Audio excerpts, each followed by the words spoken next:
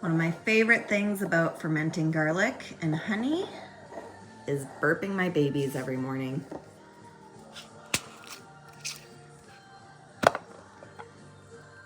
Gotta let the gases out. Close it up nice and tight. Make sure all your garlic is nicely coated. These are already halfway through the fermentation process, so you don't get that nice loud pop halfway through, but in the beginning it's one of my faves. But this sound is my favorite.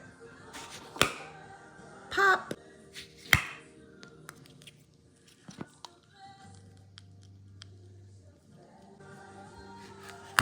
Pop! Gotta burp your babies.